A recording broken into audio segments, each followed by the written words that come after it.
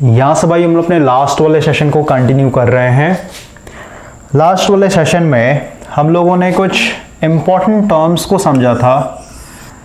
Overall सबसे पहले एक छोटा सा रिवीजन देखते हैं, उसके बाद आज के सेशन को कंटिन्यू करेंगे।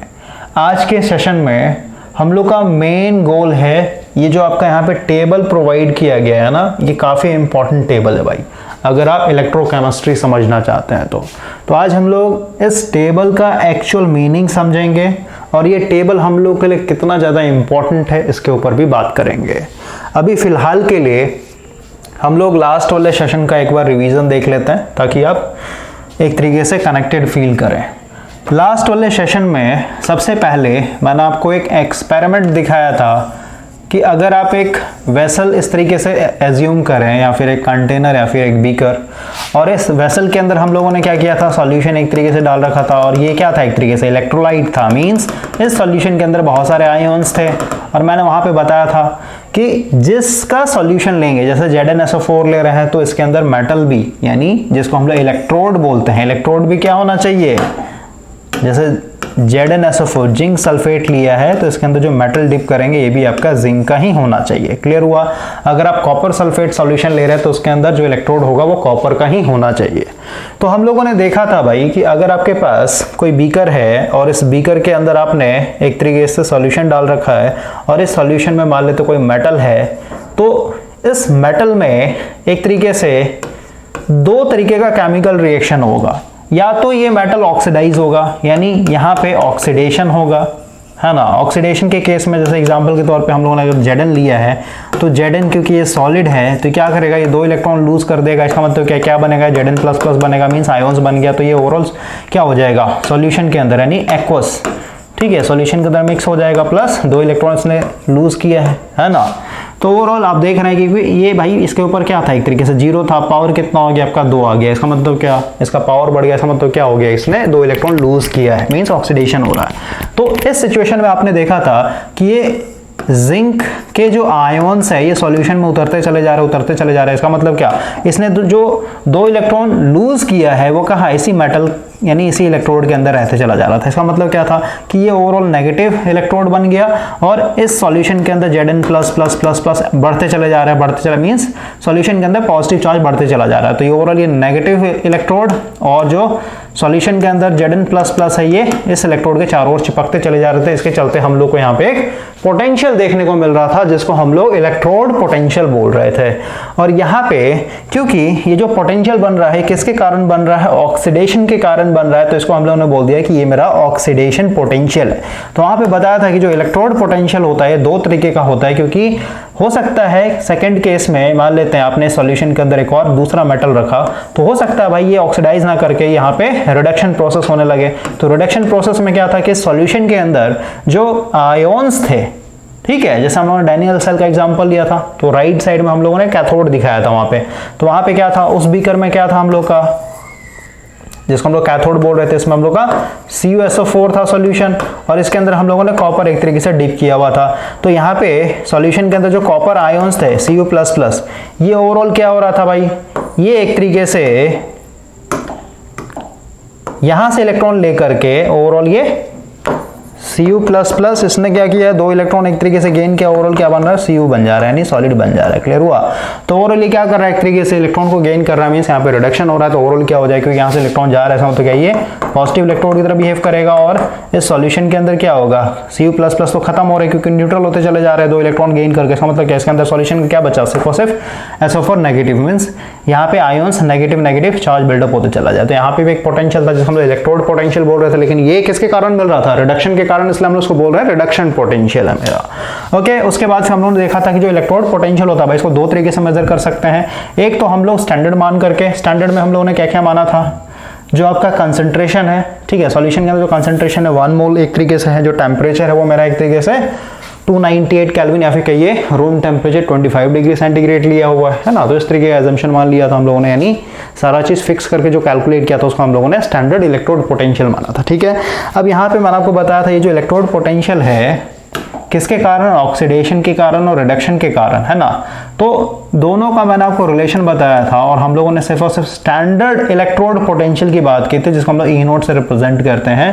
तो अगर आप मान लेते हैं ऑक्सीडेशन, ठीक है, ऑक्सीडेशन यानी electrode potential due to oxidation कारण आ रहा है, इसी को अगर आपको रिडक्शन के फॉर्म में लिखना हो तो क्या हो जाएगा? इसका जस्ट साइन चेंज हो जाता है।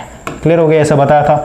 और मैंने आपको ये भी बताया था क्योंकि ऑक्सीडेशन के चलते भी आपका क्या हो रहा है? पोटेंशियल बन रहा है, और रिडक्शन के चलते तो किसको हम लोग एक तरीके से कंसिडर करेंगे एज अ स्टैंडर्ड? तो हम लोगों ने एक IUPAC, ठीक है, ये इंस्टीट्यूट है, इसके द्वारा क्या एक तरीके से फिक्स कर दिया गया है। हम लोग हमेशा इलेक्ट्रोड के पोटेंशियल को जब कंसिडर करेंगे तो किसके कारण कंसिडर करेंगे? रिडक्शन के कारण। क्लियर हुआ? उसके बाद हम लोगों ने देखा था ये जो आपका इलेक्ट्रोड पोटेंशियल है, इसको हम लोग कैसे कैलकुलेट करेंगे? तो इसके लिए हम लोग का एक मेथड होता है ना, ये आपका मेथड है measurement of standard electrode potential. तो इसमें हम लोग क्या करते हैं भाई? सबसे पहले देखिए एक चीज बताता हूँ, जैसे आपने इलेक्ट्रोमैग्नेटिज्म या फिर कहीं इलेक्ट्रोस्टैटिक, वहाँ पे आपने परमिटिविटी, ठीक है, इलेक्ट्रोस्टैटिक जब पढ़ेंगे तो परमिटिविटी की बात होती है, जिसको हम लोग रिलेटिव परमिटिविटी बोलते हैं, ER बोलते हैं भाई, ठीक है। और जब आप इलेक्ट्रोमैग्नेटिज्म में आएंगे तो यहाँ पे परमिएबिलिटी होता है, ठीक है, इसको हम लोग μR बोलते हैं एक तरीके से। क्लियर हुआ? तो ये दोनों क्या है भाई? ये रिलेटिव परमेबिलिटी या फिर कहिए रिलेटिव परमिटिविटी या फिर कहिए रिलेटिव स्पीड, है ना। इसका मतलब क्या हुआ? रिलेटिव कहीं पे भी लगेगा, इसका मतलब क्या हुआ? हम लोग एक रेफरेंस लेकर के, जैसे यहाँ पे हम लोग एयर को एज अ रेफरेंस लेकर के, दोनों केस में, ठीक है, एयर को एज अ रेफरेंस लेकर के क्या करते हैं? और भी जो अलग अलग मीडियम होगा उसको हम लोग कंपेयर करते हैं। जैसे आपका ये दो पैरेलल प्लेट कैपेसिटर्स के बीच में एयर है, तो इसका जो रिलेटिव परमिटिविटी होगा 1 होगा। और वही अगर आप यहाँ पे एयर ना यूज करके यहाँ पे मान लेते आपने माइका डाल दिया, पेपर डाल दिया, रबर डाल दिया, तो ओवरऑल क्या हो गया? मीडियम चेंज हो गया। इसका मतलब क्या हुआ? अब इसका जो रिलेटिव परमिटिविटी होगा, इसका मतलब क्या हुआ? एयर से कंपेयर किया जा रहा है। एयर से कितना ज्यादा गुना? मान लेते हैं यहाँ पे आ गया आपका 4, इसका मतलब एयर से 4 गुना ज्यादा है, ठीक है। तो ये जो आपका measurement of standard electrode potential है भाई, यहाँ पे हम लोग एक एपरेटस यानी एक टूल बनाते हैं। यहाँ पे देखिए बीकर लिया हुआ है, ओवरऑल मैं आपको समझा देता हूँ। ये बीकर लिया हुआ है, इस बीकर के अंदर हम लोग का एक तरीके से HCl, ठीक है, हाइड्रोक्लोरिक एसिड, इसको जो आप डालिएगा इसके अंदर तो ओवरऑल क्या हो जाएगा? टूट जाएगा, ठीक है। ओके, इस तरीके से आपका आयोन्स है, और ये आपका एक तरीके से ग्लास का इस तरीके का ट्यूब है भाई, ठीक है। तो इस ग्लास के अंदर हम लोग क्या कर रहे हैं? यहाँ से प्रेशराइज्ड हाइड्रोजन डाल रहे हैं, ठीक है। और हाइड्रोजन क्या होता है? गैस होता है। तो ओवरऑल क्योंकि हम लोग को यहाँ पे स्टैंडर्ड इलेक्ट्रोड पोटेंशियल एक तरीके से मेजर करना है, तो स्टैंडर्ड के लिए बताया था हम लोग का टेम्परेचर ये फिक्स हो जाता है, ठीक है। और यहाँ पे ये गैस है, तो गैस के लिए हम लोग यहाँ पे प्रेशर कितना?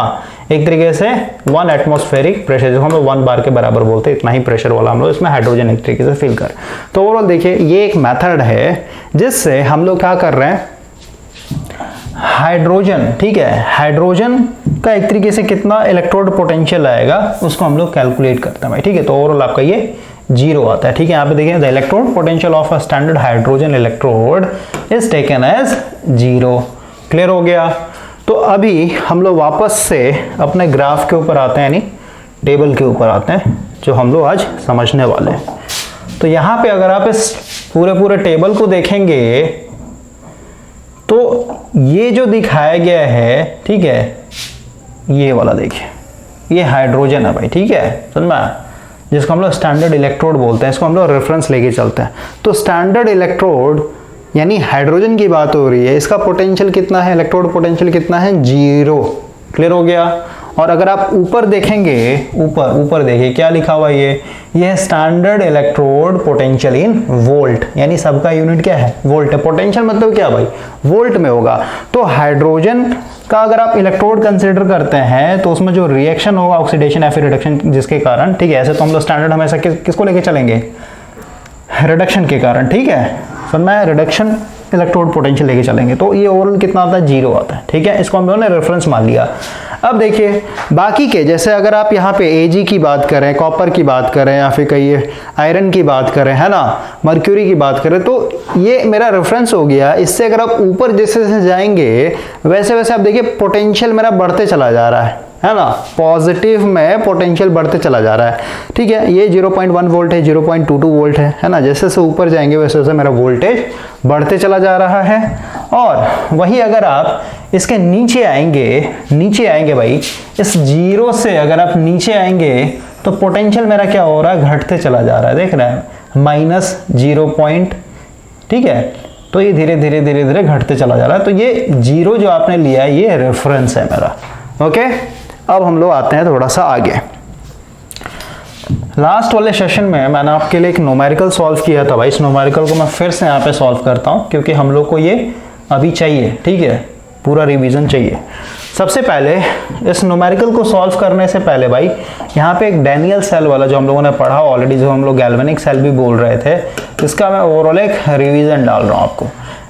डैनियल सेल बोलिए या फिर गइए, डैनियल सेल कब बोलेंगे, जब आपने एनोड में, ठीक है, एनोड लेफ्ट साइड दिखाते हैं और इधर आपका कैथोड। ओके, तो ओवरऑल इधर मेरा क्या था, जिंक था, और ये किस सॉल्यूशन में था, ZnSO4 में था, एक तरीके से डिप किया हुआ। इधर क्या था, कैथोड किसको, कॉपर, यानी इलेक्ट्रोड है कॉपर, और इधर मेरा CuSO4 में एक तरीके से डिप किया हुआ था।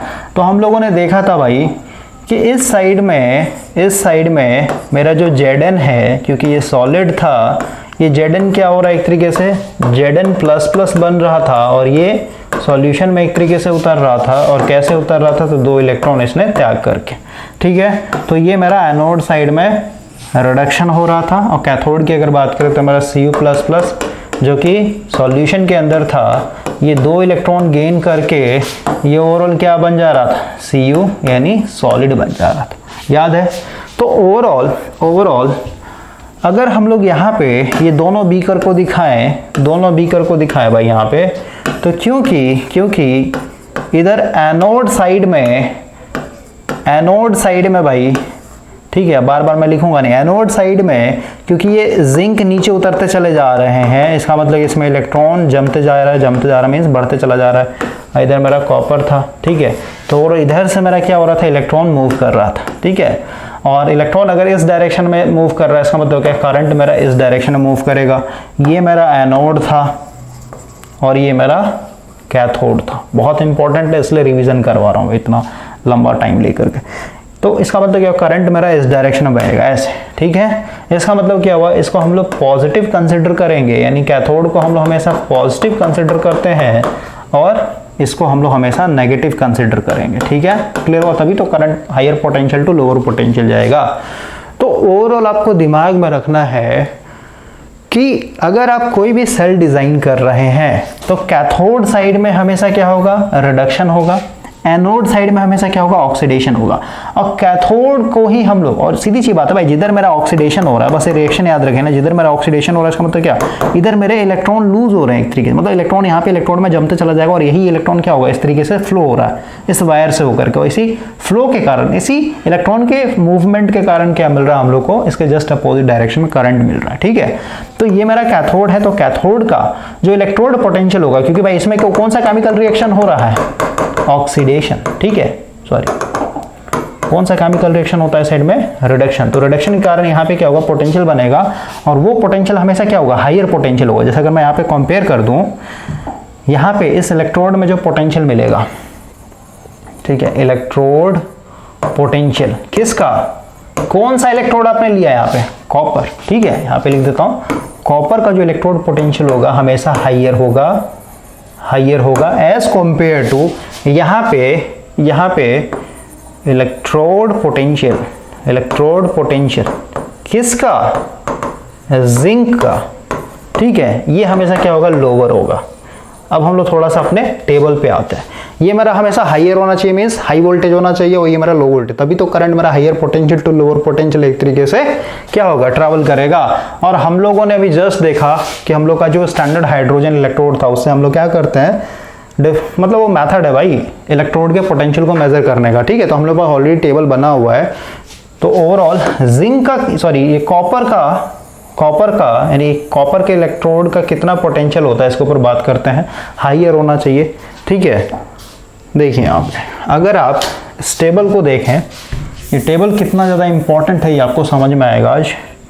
अगर आप इस टेबल को देखें भाई, अभी जस्ट बताया मैंने आपको कि ये मेरा जीरो है, हाइड्रोजन मेरा क्या यहाँ पे जीरो पोटेंशियल है, ठीक है। अभी बताया मैंने कि कैथोड का हमेशा क्या होना चाहिए, कैथोड का हमेशा क्या होना चाहिए, हाइयर पोटेंशियल होना चाहिए।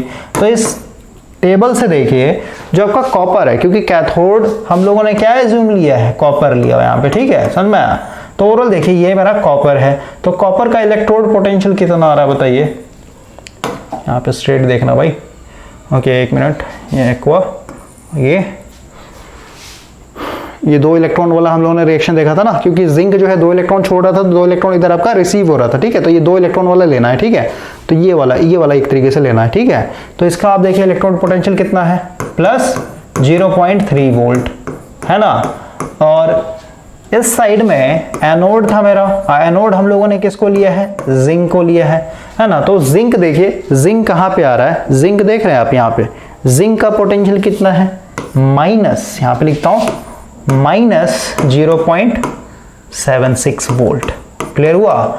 तो ओवरऑल आपको ये दिख रहा है भाई कि कैथोड मेरा क्या है, हाइयर पोटेंशियल है, और एनोड मेरा क्या है, लोअर पोटेंशियल है। इसीलिए हाइयर पोटेंशियल से लोअर पोटेंशियल की तरफ करंट मेरा फ्लो हो रहा है सेल के अंदर। और ओवरऑल अगर हम यहाँ पे सेल के ईएमएफ की बात करें, क्योंकि ये पूरा का पूरा डाटा स्टैंडर्ड दिया हुआ, स्टैंडर्ड इलेक्ट्रोड पोटेंशियल है, तो यहाँ पे जो सेल का ईएमएफ निकलेगा ये भी क्या निकलेगा, standard EMF of the cell. तो ये कितना हो जाएगा, आपको ऑलरेडी बताया था, फॉर्मूला ड्राइव करवाया था लास्ट वाले सेशन में। ये होता है कैथोड का जो पोटेंशियल होगा माइनस जो मेरा एनोड का पोटेंशियल होगा, ठीक है। तो कैथोड में मेरा कॉपर था, इसका इलेक्ट्रोड पोटेंशियल कितना है मेरा 0.34, माइनस है, माइनस दे देंगे। एनोड का पोटेंशियल कितना है, माइनस 0.76। तो ओवरऑल 0.34 माइनस माइनस प्लस हो जाएगा, ये 0.76। ओवरऑल सॉल्व करेंगे तो आपका 1.1 वोल्ट आएगा। क्लियर हुआ, क्लियर हुआ। तो ओवरऑल समझिए भाई, ओवरऑल समझिए, और भी डिटेल में इसको मैं समझाऊंगा। पहले इस चीज समझिए कि टेबल कितना इंपॉर्टेंट है। कहने का मतलब क्या है कि अगर आप मान लेते हैं कोई और दूसरा सेल डिजाइन करना चाहते हैं, ठीक है, दूसरा सेल, जैसे आपके मन में क्वेश्चन आया था ना सेकंड वाले लेक्चर में, मैंने आपको बोला था, ठीक है, कि आप ये कैसे डिसाइड करेंगे कि इधर मेरे को जिंक ही लेना है ना, इधर मेरे को कॉपर ही लेना है। आपके मन में क्वेश्चन आ सकता था ना कि इसको मैंने आयरन क्यों नहीं लिया, इसको मैंने स्टील क्यों नहीं लिया, या फिर कहिए कोई और एलिमेंट क्यों नहीं लिया, प्लैटिनम क्यों नहीं लिया, क्रोमियम क्यों नहीं ले लिया, है ना। तो ये जो टेबल है आपका, इस टेबल से हम लोग डिसाइड करते हैं कि हम लोग सेल में किसको एनोड बनाएंगे और किसको हम लोग कैथोड बनाएंगे। क्लियर हुआ। तो अभी जैसे अगर मेरे को सेल बनाना है भाई, ठीक है, तो एनोड के लिए, सॉरी कैथोड के लिए मैं किसको फॉलो करूंगा, कैथोड को मुझे हमेशा क्या करना पड़ेगा, ये जीरो पोटेंशियल से ऊपर वाला जितना भी इलेक्ट्रोड है, जैसे कॉपर ले लिया था हम लोगों ने अभी, ठीक है, आयरन भी ले सकते हैं, आयरन को भी हम लोग कैथोड बनाए क्योंकि आयरन का भी क्या हायर पोटेंशियल है, ठीक है, आयरन ले सकते हैं, और साथ ही में क्या ले सकते हैं आप, जिंक ले सकते हैं। यानी कैथोड मेरा आयरन हो जाएगा और एनोड मेरा जिंक हो जाएगा, क्योंकि ये हायर पोटेंशियल और ये मेरा लोअर पोटेंशियल है, समझ में। तो ओवरऑल हायर से लोअर की तरफ करंट फ्लो ऑटोमेटिक, यानी ये जो, और ओवरऑल अभी जैसे हम लोगों ने सेल का जो ईएमएफ निकाला, स्टैंडर्ड सेल ईएमएफ किस में है भाई, या पॉजिटिव में 1.1 वोल्ट। तो हमेशा मैंने आपको बताया था अगर आपका ओवरऑल सेल का ईएमएफ अगर पॉजिटिव में आ जा रहा है, इसका मतलब क्या, ये जो सेल है ये स्पॉन्टेनियसली काम करेगा, मींस इसमें हम लोग को कोई भी एक्सटर्नल बैटरी या फिर एक्सटर्नल पावर या फिर एक्सटर्नल एनर्जी देने का कोई मतलब नहीं है। आप ऑटोमेटिक केमिकल रिएक्शन यानी ऑक्सीडेशन और रिडक्शन हुआ, ऑक्सीडेशन मतलब क्या, एक इलेक्ट्रॉन लूज कर रहा है, वही इलेक्ट्रॉन दूसरा एक तरीके से गेन कर रहा है, ठीक है, ये ऑटोमेटिक होगा रिएक्शन भाई। और क्योंकि ये इलेक्ट्रॉन एक तरीके से वायर से होकर के जा रहा है, तो ओवरऑल क्या होगा, मेरे को यहाँ पे केमिकल एनर्जी किस में कन्वर्ट हो जाएगा, इलेक्ट्रिकल एनर्जी में कन्वर्ट हो जाएगा। तो ये चीज आपका क्लियर हो गया होगा कि किसको हम लोग कैथोड बनाएंगे, किसको हम लोग एनोड बनाएंगे, ठीक है। अब जैसे हम लोगों ने लास्ट वाले सेशन में एक न्यूमेरिकल देखा था, इस न्यूमेरिकल के ऊपर आते हैं, एक मिनट भाई, एक मिनट, यहीं पे है ना, इसको मिटा देता हूं। देखिए लास्ट वाले सेशन में हम लोग का ये वाला न्यूमेरिकल था भाई, इस न्यूमेरिकल को फिर से सॉल्व कर लेते हैं, 2 मिनट में सॉल्व हो जाएगा। देखिए यहाँ पे हम लोगों ने एक सेल डिजाइन किया है, अ सेल इज प्रिपेयर्ड ठीक है। तो इसमें अगेन क्या होगा, इधर मेरा एक बीकर है, इधर मेरा दूसरा बीकर है, ठीक है। क्वेश्चन को थोड़ा सा और छोटा कर लेते हैं, है ना। तो अभी मेरे को नहीं पता है, ठीक है। यहाँ पे क्वेश्चन में ऑलरेडी बोला है which electrode will act as a anode, या फिर कहिए which electrode will act as a cathode. तो मेरे को नहीं पता है भाई कि यहाँ पे जैसे पहले बना लेता हूँ सेल। एक में सॉल्यूशन क्या है मेरा, एक में सॉल्यूशन है, ठीक है, क्रोमियम यानी मेटल है, इसके ऊपर क्या आ जाएगा, पॉजिटिव चार्ज आ जाएगा, ठीक है। यानी ओवरऑल इसका सॉल्यूशन लिख देता हूँ। सॉल्यूशन के अंदर क्या है, क्रोमियम SO4 होल 3, ठीक है। ये सॉल्यूशन डाला हुआ है। सॉल्यूशन के अंदर क्या है मेरा, क्योंकि सॉल्यूशन के अंदर क्रोमियम है तो इसमें जो हम लोग मेटल लेंगे, ये मेटल भी क्या होना चाहिए, क्रोमियम का होना चाहिए, ठीक है। ये क्रोमियम रड हो गया मेरा, ओके, यानी इलेक्ट्रोड हो गया। इस साइड में क्या है, इस साइड में मेरा आयरन है, ठीक है, ये है आयरन, आयरन का इलेक्ट्रोड ले लिया और उसमें जो सॉल्यूशन होगा, इस सॉल्यूशन में भी क्या है, FeSO4, ठीक है, फेरस सल्फेट। तो ओवरऑल मेरे को नहीं पता है भाई अभी कि कौन सा इसमें कैथोड होगा, कौन सा एनोड होगा, ठीक है। क्लियर हुआ। तो अभी सबसे पहले तो मेरे को पता करना होगा कौन सा एनोड होगा और कौन सा कैथोड होगा। तो इसके लिए हम लोग कैसे पता करेंगे, तो यहाँ पे साफ साफ दिया हुआ है द स्टैंडर्ड रिडक्शन पोटेंशियल, हमेशा रिडक्शन पोटेंशियल ही लेना, ऑक्सीडेशन पोटेंशियल नहीं लेते हैं, बताया था हमारा वो लास्ट सेशन में। Standard reduction potential of chromium, chromium का दिया हुआ कितना, क्रोमियम का कितना दिया हुआ है, ये दिया हुआ है आपका -0.75 वोल्ट। और जो आपका फेरस, ठीक है ना, आयरन का जो इलेक्ट्रोड है कितना है इसका, ये दिया -0.45 वोल्ट। हम लोग को इतना पता है, इतना कॉमन सेंस है भाई कि करंट हमेशा higher potential to lower potential होता है। फिर कहिए डायनेल सेल का कॉन्सेप्ट या फिर गैल्वेनिक सेल, तो हम लोग को हमेशा पता है कि जो इलेक्ट्रॉन फ्लो होता है ये एनोड से किधर, कैथोड की तरफ जाता है ना, कैथोड की तरफ जाता है। तो ओवरऑल इलेक्ट्रॉन जिस डायरेक्शन फ्लो होता है जस्ट अपर करंट फ्लो और करंट हायर पोटेंशियल। तो हायर पोटेंशियल कौन सा बताइए, ये मेरा हायर पोटेंशियल, समझे। और जो हायर पोटेंशियल होता है उसे हम लोग कैथोड बोलते हैं, ठीक है। तो ये मेरा क्या हो जाएगा, कैथोड हो जाएगा, है ना। और इधर मेरा क्या हो जाएगा, लोअर पोटेंशियल, यानी क्या हो जाएगा मेरा एनोड हो जाएगा ऑटोमेटिक। इसीलिए मैंने एक ही बार में बना दिया डायग्राम, नहीं तो फिर जैसे कोई नया बच्चा होगा ना, वो हो सकता है कि इस साइड में क्या दिखा दे, पहले वो इस साइड में एक तरीके से अपना आयरन का रड दिखा दे, है ना, और इसके इस साइड में हम लोग का। तो आपको पता करना पड़ेगा भाई पहले कि कौन सा मेरा कैथोड होगा और कौन सा मेरा एनोड होगा। तो इसके लिए बेस्ट है हायर पोटेंशियल पहले आपको देखना है, ठीक है। तो ये मेरा हायर पोटेंशियल है, तो ये हो गया कैथोड और ये हो गया मेरा एनोड। अगर आप इसी चीज़ को अगर आप टेबल में देखेंगे, यही चीज़ यहाँ पे लिखा हुआ है, यहाँ पे यही चीज़ लिखा हुआ भाई, है ना, कि chromium electrode has lower potential, ठीक है, यानी क्रोमियम इलेक्ट्रोड का क्या है, लोअर पोटेंशियल है, इसीलिए इसको हम लोग क्या बोलेंगे, ये एनोड हो जाएगा। और वही आयरन जो है, आयरन इलेक्ट्रोड जो है इसका हायर पोटेंशियल, इसको हम लोग इसको कैथोड कंसीडर करेंगे। क्लियर हो गया, ये डाउट क्लियर हो जाना चाहिए कैसे हम लोग पता करते हैं कौन सा एनोड होगा कौन सा कैथोड होगा। अब देखिए हम लोग को ये जब पता चल जाएगा कि कौन सा एनोड है कौन सा कैथोड, तो हम लोग ओवरऑल हम लोग को ये भी पता है भाई कि कैथोड साइड में हमेशा क्या होता है, रिडक्शन होता है, ठीक है। क्या होता है, कौन सा केमिकल रिएक्शन है, रिडक्शन होता है। इस साइड में कौन सा होता है, ऑक्सीडेशन होता है, ठीक है। तो हम लोग अपने केमिकल रिएक्शन को भी लिख सकते हैं, क्योंकि यहाँ पे लिखा होता है what will be the cell reaction. तो सेल रिएक्शन क्या होगा बताइए। अगर हम लोग इस साइड की बात करें तो इस साइड में ऑक्सीडेशन हो रहा है, इसका मतलब क्या, ये जो मेटल है, ये मेटल क्या होगा, इसके अंदर उतरेगा, सॉल्यूशन के अंदर उतरेगा, क्योंकि भाई इसके ऊपर अभी चार्ज कितना है, 0। तो ओवरऑल क्या हो जाएगा, ओवरऑल ये इलेक्ट्रॉन को लूज करेगा, जैसे इलेक्ट्रॉन लूज करेगा तो इसके ऊपर क्या हो जाएगा, प्लस आ जाएगा, है ना। और यहाँ पे इलेक्ट्रॉन एक तरीके से जमा हो जाएगा और ये 2 इलेक्ट्रॉन यहाँ पे दिखा देते हैं, मतलब 2 इलेक्ट्रॉन से त्याग करके इसके अंदर उतर गया, यही तो ऑक्सीडेशन है, समझे। लेकिन इसके चलते जो मेरा पोटेंशियल आएगा, इलेक्ट्रोड पोटेंशियल, उसको हम लोग क्या बोलेंगे, इलेक्ट्रोड पोटेंशियल। किसके कारण, ऑक्सीडेशन के कारण, क्योंकि यहाँ पे मैंने जो रिएक्शन लिखा ऑक्सीडेशन वाला लिखा। लेकिन हम लोग हमेशा कौन सा लेके चलते हैं भाई, हम लोग हमेशा रिडक्शन पोटेंशियल लेके चलते हैं। यानी इस इक्वेशन को मेरे को रिडक्शन के फॉर्म में लिखना होगा, तो रिडक्शन के फॉर्म में इसको क्या करना होगा, फ्लिप करके लिखना होगा। इसी को जस्ट उल्टा कर लीजिए, ये वाले रिएक्शन को इस साइड लिख देते हैं, यानी जो मेरा Cr++ था, क्रोमियम प्लस था, इसने क्या किया, 2 इलेक्ट्रॉन ले लिया, ठीक है, यानी गेन कर रहा है, ये मस्ट बी इक्वल टू क्या हो जाएगा, क्रोमियम बन जाएगा, ठीक है। तो ये क्या हो जाएगा, इक्वेशन किसका हो गया, रिडक्शन का हो गया, ठीक है। क्लियर हो गया। तो आपको बस रिडक्शन के रूप में दिखाना है। तो ओवरऑल देखिए, और इस साइड में क्या हो रहा है, इस साइड में मेरा क्या है भाई, इस साइड में मेरा रिडक्शन हो रहा है। रिडक्शन होने का मतलब क्या, ये जो इस सॉल्यूशन के अंदर जो फेरस के आयोन्स, ठीक है, आयरन के जो आयोन्स है, ये इलेक्ट्रॉन गेन करेंगे और इलेक्ट्रॉन गेन करके क्या हो जाएगा, ये सॉलिड बन जाएगा, ठीक है। क्लियर हो गया। तो वही आपका यहाँ पे रिएक्शन लिखा हुआ है ना। ये सॉल्यूशन के अंदर थे, एक्वा मीन्स सॉल्यूशन के अंदर आपका आयरन के आयोन्स थे, ठीक है, इसने क्या किया, 2 इलेक्ट्रॉन गेन किया, 2 इलेक्ट्रॉन गेन करके सॉलिड बन गया। इसके चलते यानी इस रिएक्शन के चलते, यहाँ पे ऑक्सीडेशन हो रहा था, इस रिएक्शन के चलते हम लोग का क्या हुआ, एक तरीके से पोटेंशियल क्रिएट हुआ, जिसको स्टैंडर्ड इलेक्ट्रोड पोटेंशियल बोल रहे हैं, जो कि आपका -0.45 वोल्ट के बराबर है। इस साइड में देखिए, इस साइड में मेरा ये एक तरीके से 3 इलेक्ट्रॉन लूज करके क्या हो रहा है, क्रोमियम जो है आपके सॉल्यूशन के अंदर उतर रहा है ना। ये मेरा क्रोमियम था भाई, क्रोमियम था, इसने क्या किया, chromium plus plus plus plus 3 charge दिखा देता हूँ, ठीक है, कैसे किया, तो इसने 3 इलेक्ट्रॉन लूज करके, ठीक है। तो ये तो मेरा किसके फॉर्म में हो गया, ये ऑक्सीडेशन के फॉर्म में, लेकिन जस्ट फ्लिप करके लिखना होगा, ठीक है, फ्लिप करके लिखना होगा, इसको रिडक्शन के रूप में दिखाना है, क्योंकि रिडक्शन पोटेंशियल हम लोगों को लेना है एक तरीके से।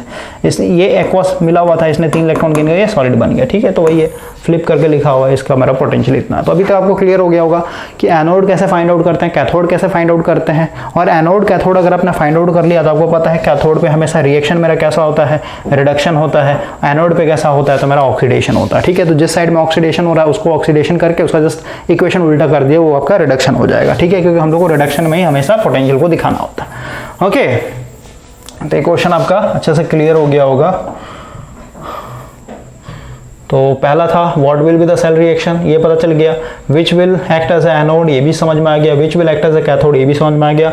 अब ओवरऑल आपको यहाँ पे स्टैंडर्ड सेल, पूरे सेल का ईएमएफ क्या होगा ये आपको बताना था। तो हम लोगों ने ऑलरेडी फॉर्मूला देखा था।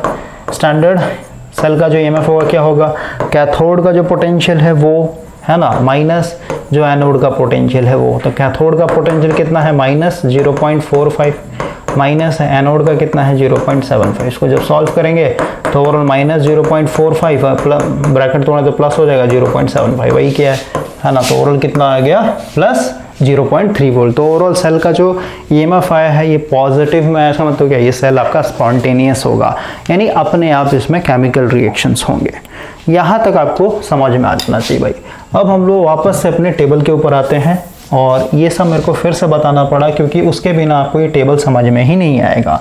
इस टेबल से सबसे पहले तो ये क्लियर हो गया, इस टेबल के सहारे हम लोग सेल में, अगर आपको कोई सेल डिजाइन करना है तो उसके लिए हम लोग एनोड के लिए कौन सा इलेक्ट्रोड लेंगे, कैथोड के लिए कौन सा इलेक्ट्रोड चूज करेंगे, ये आपको क्लियर हो गया होगा। ऊपर में जिसका हायर पोटेंशियल है उसको हम लोग क्या कर सकते हैं, कैथोड साइड में इलेक्ट्रोड बना सकते हैं, और जिसका लोअर पोटेंशियल है उसमें हम लोग क्या कर सकते हैं, एक तरीके से एनोड साइड में इलेक्ट्रोड बना सकते हैं। क्लियर हो गया, क्लियर हो गया। अब देखिए यहाँ पे अभी 2 इंपॉर्टेंट चीज समझना होगा भाई। अगर आप यहाँ पे देखेंगे, इसको अगर आप पढ़िए, क्या लिखा हुआ है, increasing strength of oxidising agent. सबसे पहले समझिए एजेंट का क्या मतलब होता है, ठीक है, क्योंकि आज आपका जो है ना ये गैल्वेनिक सेल चल रहा था, इस गैल्वेनिक सेल का पूरा कॉन्सेप्ट खत्म हो जाएगा। नेक्स्ट सेशन में हम लोग फिर से इलेक्ट्रोलाइसिस पे आएंगे, और इलेक्ट्रोलाइसिस के अंदर फिर से हम लोग इलेक्ट्रोप्लेटिंग वाला जो कॉन्सेप्ट है ना उस पर बात करेंगे, वहाँ पे हम लोग को नीड है। ओके, यानी नेक्स्ट वाले सेशन में जो हम लोग को कॉन्सेप्ट चाहिए वो चीज़ यहीं पर मैं आपको बता रहा हूँ, इंपॉर्टेंट है भाई। एजेंट का क्या काम होता है भाई, जैसे मान लेते हैं आपको ड्राइविंग लाइसेंस बनाना है, ठीक है, तो अगर आप पूरा प्रोसेस फॉलो करेंगे स्टेप बाय स्टेप तो उसमें बहुत ज़्यादा टाइम लगेगा, है ना। तो कुछ ब्रोकर्स होते हैं, उनको अगर आप पकड़ लेंगे ना तो ऑटोमेटिक क्या होगा, कुछ एक्स्ट्रा पैसा लेंगे, लेकिन वो आपका काम बहुत ही इजी वे में करवा देंगे। इसका मतलब क्या, वो क्या कर रहा है, एक तरीके से एज अ एजेंट की काम कर, मतलब एजेंट की तरह काम कर रहा है ना। एजेंट मतलब क्या, कि आपके काम को करने में हेल्प करवाए, ठीक है। आपका कोई डिफिकल्ट टास्क है उसको वो क्या कर देगा, इजी वे में आपके लिए काम कर देगा, ठीक है। तो यहाँ पे ऑक्सीडाइजिंग एजेंट क्या होता है, रिड्यूसिंग एजेंट क्या होता है, इसको पहले समझते हैं। देखिए जैसे मान लेते हैं, सबसे पहले तो इस टेबल में एक चीज मैं क्लियर कर देता हूं। देखिए सबसे ऊपर में क्या है, सबसे ऊपर में है मेरा फ्लोरीन F, ठीक है। तो जो फ्लोरीन होता है भाई, अगर आप देखेंगे, इसको ऐसे समझिए, हम लोगों ने ये चीज क्लियर कर लिया है अपने गैल्वेनिक सेल से कि जो कैथोड है मेरा, ठीक है, जो मेरा कैथोड था, इसको मान लिया कैथोड है, और इसके जस्ट इस साइड में मेरा एनोड होगा, ठीक है। तो इस साइड में मेरा क्या हो रहा था, रिडक्शन हो रहा था, और कैथोड को हम लोग क्या बोल रहे थे, हमेशा हायर पोटेंशियल बोल रहे थे, है ना। तो ओवरऑल जिसका हायर पोटेंशियल है भाई, ठीक है, जिसका हायर पोटेंशियल है, हायर पोटेंशियल कौन सा है देखिए, ये तो मेरा जीरो हो गया, यहाँ पे हाइड्रोजन का जीरो हो गया, और जैसे जैसे ऊपर जा रहा है, जैसे जैसे ऊपर जा रहा है वैसे मेरा पोटेंशियल बढ़ते चला जा रहा है ना, पॉजिटिव में पोटेंशियल बढ़ते चला जा रहा है। भाई इस पूरे टेबल में, इस पूरे टेबल में आपको बोलेगा सबसे हायर पोटेंशियल किसका है, नीचे वाला थोड़ी ना बोलना, ये तो माइनस में जा रहा है आपका, तो ये नेगेटिव नेगेटिव नेगेटिव फिर जीरो, फिर धीरे धीरे, तो सबसे हायर पोटेंशियल किसका हुआ बताइए, सबसे हायर पोटेंशियल हुआ फ्लोरीन का। इसका कितना है, प्लस 2.87 वोल्ट, ये मेरा सबसे हायर पोटेंशियल इस पूरे चार्ट का। और आपको पता है ये अगर मेरा हायर पोटेंशियल है, और हायर पोटेंशियल किस में होता है, कैथोड साइड में होता है, और अगर ये हायर पोटेंशियल, इसका मतलब क्या है, हायर पोटेंशियल साइड मतलब कैथोड, और कैथोड में कौन सा रिएक्शन होता है, रिडक्शन होता है। रिडक्शन कहने का मतलब क्या है कि इलेक्ट्रॉन ये बाहर से गेन करता है, मतलब दूसरों से इलेक्ट्रॉन ये छीन लेता है एक तरीके से। तो समझिए मैं क्या बोल रहा हूँ कि जो फ्लोरीन होता है भाई, ये फ्लोरीन अगर किसी से इलेक्ट्रॉन, मतलब अगर ये इलेक्ट्रॉन गेन कर रहा है, ठीक है, अगर ये एक इलेक्ट्रॉन है, फिर दो इलेक्ट्रॉन, फिर तीन इलेक्ट्रॉन गेन कर रहा है, इसका मतलब क्या हुआ कि इसके सराउंडिंग में, यानी इसके आसपास में जो एटम्स होंगे उसी से वो इलेक्ट्रॉन छीन के ले रहा होगा ना। समझ में आ रहा बात को भाई, अगर ये एटम है और ये एटम इलेक्ट्रॉन एक तरीके से छीन रहा है किसी से, तो भाई इसके आसपास में जो होंगे एटम उसी से तो छीन करके ले रहा होगा। समझ रहे बात को। इसका मतलब क्या हुआ, जैसे मान लेते हैं यहाँ पे कोई एटम है X, है ना, ये एटम है X, ये फ्लोरीन है, इस फ्लोरीन ने क्या किया, इससे दो इलेक्ट्रॉन छीन लिए, ठीक है, तो दो इलेक्ट्रॉन छीन लिए, इसका मतलब क्या, ये जैसे ही यहाँ से इलेक्ट्रॉन छीनेगा, इसका मतलब क्या हुआ, इस एटम के ऊपर क्या हो जाएगा, 2+ चार्ज आ जाएगा। समझ रहे बात को, इसको 2++ ऐसे दिखा सकते हैं, ठीक है, फिर ऐसे भी दिखाते हैं इसको 2+, ऐसे भी रिप्रेजेंट कर सकते हैं, फिर 2++ दिखा सकते हैं, ठीक है। इसका मतलब क्या हुआ भाई, ये जो फ्लोरीन है, ये फ्लोरीन इलेक्ट्रॉन अगर गेन कर रहा है, इसका मतलब क्या, इस पे हो क्या रहा है, इस पे हो रहा है रिडक्शन, ठीक है, इस पे क्या हो रहा है, रिडक्शन, ठीक है। लेकिन रिडक्शन के कारण भाई इसने इलेक्ट्रॉन इससे अगर छीन लिया, इसका मतलब क्या, इसके लिए ये मतलब पहले समझिए, इस पे रिडक्शन हो रहा है, इससे अगर इलेक्ट्रॉन गेन छीन लिया, इसका मतलब क्या, इसमें 2 पॉजिटिव चार्ज आ गया ना, इसका मतलब क्या हुआ, ये ऑक्सीडाइज हो गया, ऑक्सीडाइज्ड हो गया, ठीक है, या फिर कहीं ऑक्सीडेशन हो गया यहाँ पे, ठीक है भाई, क्योंकि इसने 2 इलेक्ट्रॉन लूज कर दिया ना, अपने से लूज नहीं किया, इसने इसे छीन लिया है। इसका मतलब क्या हुआ कि अगर ये मेटल ऑक्सीडाइज होना चाहता होगा, अपने मर्जी से अगर होना चाहता होगा भाई, ऐसे समझिए, तो अगर ये फ्लोरीन के पास चला जाए, ठीक है, अगर ये फ्लोरीन के पास चला जाए ये वाला मेटल, तो फ्लोरीन क्या करेगा, ऑटोमेटिक इससे 2 इलेक्ट्रॉन छीन लेगा। इसका मतलब क्या हुआ कि ये जो फ्लोरीन है, ये फ्लोरीन इस मेटल को ऑक्सीडाइज्ड करने में हेल्प कर रहा है। समझ रहे बात को, फ्लोरीन को आप कह सकते हैं यहाँ पे ये एजेंट बना हुआ है, किसका एजेंट बना हुआ है, इस X मेटल का, क्योंकि ये X मेटल ऑक्सीडाइज होना चाहता है भाई, तो ये इसके पास कैपेबिलिटी नहीं है कि खुद से अपने 2 इलेक्ट्रॉन को एक तरीके से रिलीज कर दे या फिर लूज कर दे, तो ये कहाँ चला गया, फ्लोरीन के पास चला गया। फ्लोरीन ने क्या किया, इसे जबरदस्ती 2 इलेक्ट्रॉन छीन लिया, तो ऑटोमेटिक क्या हुआ, ये मान लेते हैं ऑक्सीडाइज होना चाहता था लेकिन हो नहीं पा रहा था, तो इसने एक एजेंट पकड़ लिया, ठीक है, और इस एजेंट ने क्या किया, इसे 2 इलेक्ट्रॉन छीन लिया। इसका मतलब क्या हुआ, इस X एटम के लिए अगर इसको ऑक्सीडाइज होना है, तो इसके लिए ये जो फ्लोरीन है ये क्या कर रहा है, एक एजेंट का काम कर रहा है, इसका काम ये फ्लोरीन क्या कर दे रहा है, आसान कर दे रहा है, ठीक है, समझ में आया बात को। इसका मतलब क्या हुआ, इसका मतलब क्या हुआ भाई कि जो फ्लोरीन है, ये फ्लोरीन एक एजेंट की तरह काम कर रहा है, और ये एजेंट कर क्या रहा है, दूसरे एटम्स को, यानी इसके आसपास वाले एटम्स को उससे इलेक्ट्रॉन छीन करके उसको क्या कर दे रहा है, ऑक्सीडाइज कर रहा है। यानी जो फ्लोरीन है, ये फ्लोरीन क्या है, ये ऑक्सीडेशन एजेंट, ठीक है, ऑक्सीडाइजिंग एजेंट, ठीक है, यानी ऑक्सीडाइजिंग एजेंट की तरह काम कर रहा है। उसी तरीके से भाई, जैसे अगर आप यहाँ पे क्लोरीन की बात करें, ठीक है, क्लोरीन की बात करें, ठीक है, तो क्लोरीन ये क्या है, डाई एटॉमिक है, जैसे हाइड्रोजन हो गया, नाइट्रोजन हो गया, सब क्या है, डाई एटॉमिक है। डाई एटॉमिक का मतलब क्या होता है भाई, कभी भी अकेले नहीं रहेगा, ये हमेशा पेयर में रहता है, ठीक है, Cl2, इसका मतलब क्या हुआ, इसके अंदर 2 क्लोरीन है। H कभी भी नहीं देखेंगे, H2 में रहता है, मतलब ये भी डाई एटॉमिक है। N कभी भी अकेले नहीं रहेगा, ये हमेशा N2 रहेगा, नाइट्रोजन, मतलब डाई एटॉमिक है। डाई का मतलब क्या होता है, 2 होता है, ठीक है, डाई एटॉमिक। उसी तरीके से ऑक्सीजन कभी भी अकेले नहीं मिलेगा, ये आपको O2 के फॉर्म में दिखेगा, ठीक है। तो ओवरऑल समझिए, इसलिए यहाँ पे Cl2 लिखा हुआ है, ठीक है, तो उसमें कोई दिक्कत नहीं होना चाहिए। ओवरऑल समझिए भाई मैं क्या बोल रहा हूँ। जैसे फ्लोरीन के लिए मैंने आपको समझाया, तो फ्लोरीन आप देख रहे हैं भाई, ये क्या कर रहा है, दूसरों से इलेक्ट्रॉन छीन लेता है। दूसरों से इलेक्ट्रॉन छीन रहा है, इसका मतलब क्या, फ्लोरीन के अंदर क्या हो रहा है, फ्लोरीन के अंदर क्या हो रहा है, फ्लोरीन के अंदर हो रहा था रिड्यूसिंग, यानी रिडक्शन हो रहा था भाई। और ये रिएक्शन के कारण कुछ पोटेंशियल बन रहा था, और इस पोटेंशियल का कितना वैल्यू आया था, प्लस 2.87। उसी तरीके से मैं क्लोरीन की बात कर रहा हूं, ठीक है। तो क्लोरीन भी क्या है भाई, क्लोरीन भी एक तरीके से ये दूसरों से इलेक्ट्रॉन क्या करता है, छीनता है, ठीक है। दूसरों से इलेक्ट्रॉन ये भी क्या करेगा, छीनेगा। तो अगर यहाँ पे कोई मान लेते हैं Y नाम का मेटल है, ठीक है, इससे अगर इसने 2 इलेक्ट्रॉन छीन लिया तो ओवरऑल क्या हो जाएगा, इसके ऊपर 2 प्लस चार्ज आ जाएगा। यानी ये मेटल क्या हो गया, यहाँ पे एक तरीके इलेक्ट्रॉन लूज हुआ, इसका मतलब कि ऑक्सीडाइज हो गया। और इसको अगर ऑक्सीडाइज हो गया, यानी ऑक्सीडेशन हुआ यहाँ पे, तो इसको किसने हेल्प किया, किसने इसको ऑक्सीडाइज किया, इस क्लोरीन ने। इसका मतलब क्या है, क्लोरीन एक एजेंट की तरह काम कर रहा है इस वाई मेटल के लिए। यानी वाई मेटल को अगर ऑक्सीडाइज होना है तो क्लोरीन के पास चला जाए, फिर फ्लोरीन के पास चला जाए, या फिर कहीं और भी जो ऊपर में है ना। तो आप जैसे जैसे, इसका मतलब क्या हुआ, जैसे यहाँ पे लिखा हुआ ना, ये ऊपर की तरफ एरो बना के लिखा हुआ है ऐसे, ठीक है।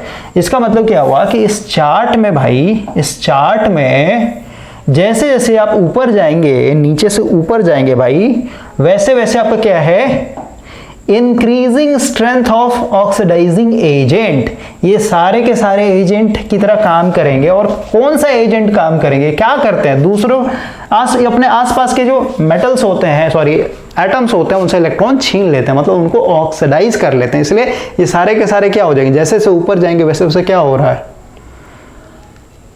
स्ट्रेंथ ऑफ ऑक्सीडाइजिंग एजेंट, यानी उनका स्ट्रेंथ बढ़ते चला जा रहा है। ये चीज क्लियर हो गया होगा आपको, ठीक है भाई। इसका क्या मतलब हुआ है, समझ में आ गया होगा आपको, ठीक है। मतलब ये जो फ्लोरीन है, ये दूसरों से बहुत ज्यादा इलेक्ट्रॉन छीनने का ताकत रखता है, यानी इसके पास बहुत ज्यादा पावर है दूसरे एटम को ऑक्सीडाइज करने का। इसीलिए यहाँ पे लिखा है कि जैसे ऊपर जाएंगे वैसे वैसे ऑक्सीडाइजिंग एजेंट का जो पावर है, जो स्ट्रेंथ है, वो बढ़ते चला जाएगा, ठीक है। यानी ये एजेंट की तरह काम कर रहा है। लेकिन ये इसके अंदर इटसेल्फ अगर देखें, यहाँ पे फ्लोरीन के अंदर क्या हो रहा है, तो फ्लोरीन के अंदर ओवरऑल क्या हो रहा है, रिडक्शन हो रहा है। और रिडक्शन के कारण, यानी ये केमिकल रिएक्शन है, इलेक्ट्रॉन गेन कर रहा है, ठीक है। तो इसके कारण मेरे को क्या मिल रहा है, एक पोटेंशियल मिल रहा है, जिसको हम लोग इलेक्ट्रोड पोटेंशियल बोल रहे हैं। और उस इलेक्ट्रोड पोटेंशियल के यहाँ पे पूरा का पूरा वैल्यू दिया हो भाई, ठीक है, समझ में आया। और क्योंकि कैथोड अभी जस्ट बताना, कनेक्ट करते चले जाइएगा पीछे से, ठीक है। ये क्या मतलब है, इसको समझ में आ गया होगा। अब देखिए, अब हम लोग इस वाले को समझते हैं। अगर आप ऊपर से नीचे की तरफ आएंगे भाई, तो ये लिखा हुआ है कि ऊपर से अगर आप जैसे नीचे जाएंगे वैसे क्या होगा, increasing strength of reducing agent. ये क्या होता है, इसको समझिए आप। देखिए, जैसे मान लेते हैं यहां पे सबसे नीचे में है लिथियम, ठीक है। तो अगर मैं लिथियम की बात करूं, तो लिथियम क्या है भाई, हाइड्रोजन हीलियम लिथियम, ठीक है। यानी इसका एटॉमिक नंबर कितना हुआ, 3 हुआ। ये हो गया न्यूक्लियस, ये हो गया फर्स्ट ऑर्बिट में 2 इलेक्ट्रॉन, और ये हो गया इसका बाहरी इलेक्ट्रॉनिक। अब समझिए, बोल क्या रहा है कि जैसे से आप नीचे आएंगे वैसे वैसे स्ट्रेंथ ऑफ रिड्यूसिंग एजेंट, मतलब सबसे ज्यादा ताकतवर एजेंट कौन सा है, किसके लिए, रिड्यूसिंग के लिए। तो ये इसका मतलब क्या हुआ, समझिए। जैसे मान लेते हैं लिथियम है, तो भाई ये क्या करेगा, इसके आसपास में और भी मान लेते बहुत सारा मेटल है, सॉरी एटम है, मान लेते हैं एक्स एटम यहाँ पे पड़ा हुआ, ठीक है। तो ओवरऑल मान लेते हैं भाई, इसने एक इलेक्ट्रॉन कहीं से गेन कर लिया, कहीं से भी, मान लेते हैं एक इलेक्ट्रॉन इसने कहीं से भी गेन कर लिया। इसका मतलब क्या हुआ, इसके ऊपर पावर पहले 0 था, एक्स का पावर 0 था, यानी इसके ऊपर कोई चार्ज नहीं था। अब क्योंकि इसने बाहर से गेन कर लिया एक इलेक्ट्रॉन, इसका मतलब क्या हुआ, इसके ऊपर एक इलेक्ट्रॉन आ जाएगा, यानी एक माइनस चार्ज आ जाएगा, समझ में आया। तो भाई इसने क्या किया है, इलेक्ट्रॉन को क्या किया है, गेन किया है। और जहां पे गेन होता है, यहां पे क्या होता है, रिडक्शन होता है, आपको पता है।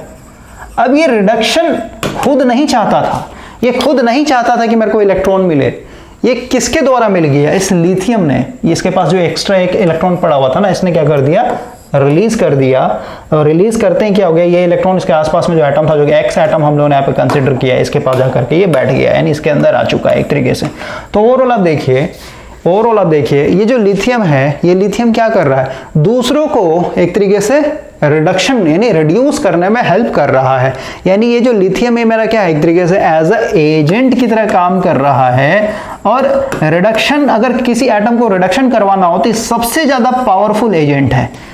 किसके लिए, किसी को अगर रिडक्शन करवाना हो उसके लिए। इसीलिए यहाँ पे लिखा हुआ है कि जैसे जैसे आप नीचे जाएंगे वैसे वैसे जो एजेंट है, कौन सा एजेंट, जो रिड्यूसिंग करवाए फिर रिडक्शन करवाए, ठीक है। तो लिथियम का जो रिडक्शन करवाने का पावर होता है वो बहुत ज्यादा होता है, ठीक है। तो इसके बगल वाले एटम पे तो यहाँ पे रिडक्शन हुआ, लेकिन लिथियम ने यहाँ पे क्या किया है कि इलेक्ट्रॉन लूज किया है भाई। तो लिथियम के पास क्या हुआ है, लिथियम के पास मेरा एक तरीके से ऑक्सीडेशन हुआ है, समझ गए, इसके ऊपर एक प्लस चार्ज आया है। तो इस चीज को आपको दिमाग में रखना है। और जहां पे ऑक्सीडेशन होता है, क्योंकि यहाँ पे इटसेल्फ इसके अंदर ऑक्सीडेशन हो रहा है, तो ऑक्सीडेशन किस साइड में हो रहा था बताइए, ऑक्सीडेशन किस साइड में हो रहा था, एनोड साइड में ऑक्सीडेशन हो रहा था, ठीक है। तो लिथियम को आप एज अ एनोड के रूप में दिखा सकते हैं। तो ये दोनों चीज समझ में आ गया होगा भाई। आप समझिए, अगर ये ऑक्सीडाइजिंग एजेंट है, ठीक है, जैसे से ऊपर जाएंगे इसका मतलब ऑक्सीडाइजिंग एजेंट का स्ट्रेंथ बढ़ते चला जाएगा, ठीक है। इसका मतलब कि दूसरों को ऑक्सीडाइज करने में हेल्प करेगा, लेकिन इसके अंदर में क्या हो रहा है, इटसेल्फ इसका जस्ट अपोजिट, वहां पे रिडक्शन हो रहा है। और यहाँ पे क्या है कि दूसरों को रिड्यूस करने में हेल्प करेगा, लेकिन इसके अंदर इटसेल्फ क्या हो रहा है, इटसेल्फ ऑक्सीडेशन हो रहा है, ठीक है। इटसेल्फ इसके अंदर ऑक्सीडेशन हो रहा है भाई। मेरे ऑक्सीडेशन और रिडक्शन का मतलब क्या होता है, एक से इलेक्ट्रॉन लेना और दूसरा इलेक्ट्रॉन दे देना, ठीक है। तो अगर ये इलेक्ट्रॉन दे रहा है, दूसरों को इलेक्ट्रॉन दे रहा है, मतलब क्या, यहाँ पे रिडक्शन होगा और इसके अंदर इटसेल्फ क्या हो जाएगा, एक चार्ज बढ़ गया, मतलब क्या, यहाँ पे ऑक्सीडेशन हो रहा है। तो इसमें आपको दिक्कत नहीं होना चाहिए। तो ये तो मैंने आपको एजेंट के लैंग्वेज में आपको समझाया, जो बुक में दिया हुआ है। अब इसी ग्राफ को हम लोग पोटेंशियल के रूप में भी समझ सकते हैं। देखिए, जैसे जैसे आप ऊपर जाएंगे वैसे वैसे मैं इसको लिख सकता हूं कि जो मेरा रिडक्शन पोटेंशियल, ठीक है, वो बढ़ते चला जाएगा, ठीक है। जैसे जैसे ऊपर जाएंगे वैसे वैसे रिडक्शन पोटेंशियल देख रहा है धीरे धीरे बढ़ते चला जा रहा है। और जैसे जैसे आप ऊपर से नीचे आएंगे वैसे वैसे मेरा जो रिडक्शन पोटेंशियल है वो क्या हो जाएगा, वो घटते चला जाएगा। तो इस पूरे टेबल को हम लोग दो लैंग्वेज में समझ सकते थे, एक एजेंट के रूप में और एक अपने पोटेंशियल के रूप में। तो पोटेंशियल वाला तो साफ साफ दिख रहा है, इजी था, है ना। और इसी टेबल से भाई हम लोग फिर क्या करते हैं, एक तरीके से सेल डिजाइन करते हैं। जैसे हम लोगों ने जो न्यूमेरिकल सॉल्व किया ना, उसमें आयरन लिया था हम लोगों ने, है ना। तो आयरन देखिए, आयरन का वोल्टेज कितना है, Fe कितना है आपका, -0.036। और जो क्रोमियम था, एक साइड में क्रोमियम था, क्रोमियम कहाँ है, क्रोमियम यहाँ पे, ठीक है। तो क्रोमियम का देखिए आपका और ज़्यादा क्या है, लोवेस्ट पोटेंशियल है। तो क्रोमियम का हम लोगों ने क्या बोला था, एक तरीके से एनोड बनाया था यहाँ पे, है ना। ये एनोड था क्योंकि ये लोअर पोटेंशियल होना चाहिए, और ये फेरस था यानी आयरन था, इसको हम लोगों ने क्या बना था, कैथोड बना था यानी हायर पोटेंशियल। भाई जीरो से अगर आप नीचे की तरफ जाएंगे तो ये हायर पोटेंशियल हुआ ना as compare to this one, समझ गए। इसको हम लोगों ने क्या किया, कैथोड बना लिया, और इसको हम लोगों ने क्या किया, एनोड बना लिया, ओके। तो आपको दिक्कत नहीं होना चाहिए। और इस टेबल को भाई हम लोग यूज़ करेंगे नेक्स्ट सेशन में, काफ़ी इंपॉर्टेंट है, ओके। इलेक्ट्रोलाइसिस में आपका ये यूज़ होगा, ओके। इसको आपको दिमाग में रखना है, भूलिएगा नहीं आप। उसके बाद हम लोग जो फ्राइडे लॉ ऑफ इलेक्ट्रोलाइसिस है, ठीक है, एक सेशन के बाद, यानी इस सेशन के बाद एक और सेशन होगा, उसमें इलेक्ट्रोलाइसिस डिटेल में सॉल्व करेंगे। उसके बाद फिर आपका फ्राइडे लॉ ऑफ इलेक्ट्रोलाइसिस, उस पर हम लोग डायरेक्ट आ जाएंगे। उसके बाद फिर हम लोग बुक के साथ सिंक्रोनाइज हो जाएंगे।